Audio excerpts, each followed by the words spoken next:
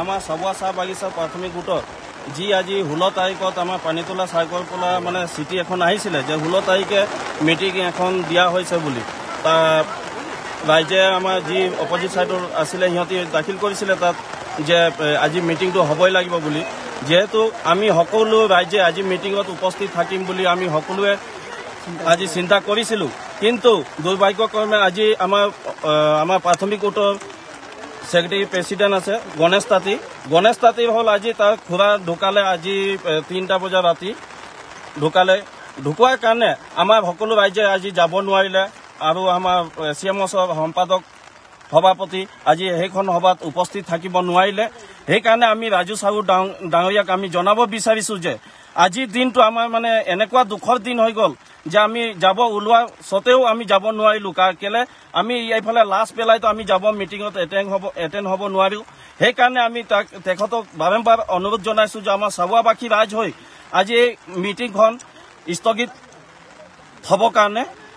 আৰু আমাৰ চাৰ্কুলৰ পৰা চিঠিও আহিছে যে আজি মিটিংখন স্থগিত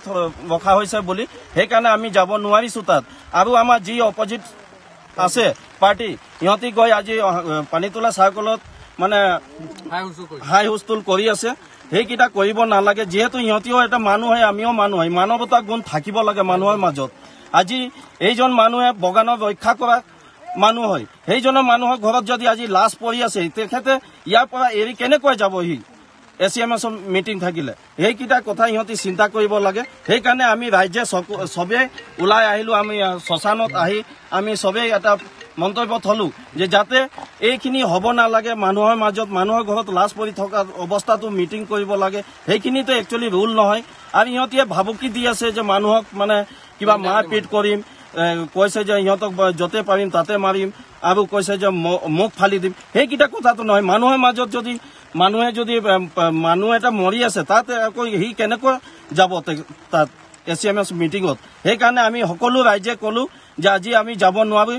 লাগিলে বেলেগ দিনা সি দিয়ক একো কথা নাই কিন্তু আজি আমি তাত উপস্থিত হ'ব নোৱাৰোঁ সেইখিনি কথা আমি ৰাজু সাহু ডাঙৰীয়াক আমি জনাব লৈছোঁ সকলো ৰাইজে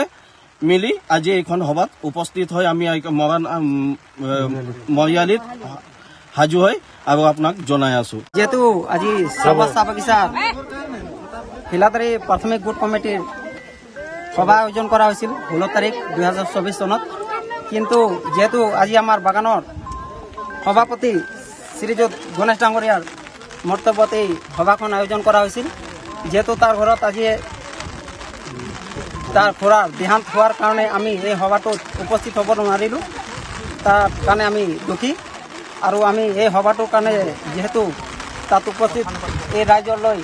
আমি মৰাহালৈলৈ উপস্থিত হ'লোঁ আৰু তাত আমি উপস্থিত নোহোৱাৰ কাৰণ এইটোৱে হ'ল যে আজি আমাৰ সভাপতি ডাঙৰীয়াৰ খুড়াৰ যেহেতু ঢুকোৱাৰ কাৰণে আমি এই সভাটোত উপস্থিত হ'ব নোৱাৰাৰ কাৰণে আমি সমূহ ৰাইজে দুখিত হৈ আছোঁ আৰু আগন্তুক দিনত যেহেতু আমি সভাখন যেহেতু জৰুৰী সভানে যদি ইহঁতি বিচাৰে আমি তেওঁৰ কাৰণেও সাজু আছোঁ আৰু সমূহ ৰাইজলৈ আমি এই দুখী সম্বোধনা আমাৰ এই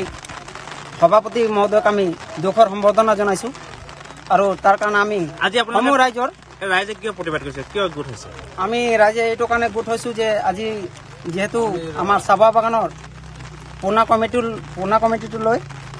আমাৰ সংঘৰ পিছত যি মিটিং আয়োজন কৰা হৈছিল সেই মিটিঙৰ কাৰণে আমি এই পুৰণা কমিটিটোৰ কাৰণে আমি সবেই ৰাইজে চিন্তা ধাৰণা কৰি আমি পুৰণা কমিটিটোত থাকিব লাগিব আমাৰ ৰাইজে বিচাৰিছে আমাৰ পুৰণা কমিটিটোত থাকক পুৰণা কমিটিটোলৈ আমি প্ৰতিবাদটো লৈ আজি আমি মিডিয়াত এই বস্তুটো আমি ছ'চিয়েল মিডিয়াত এৰিছোঁ আৰু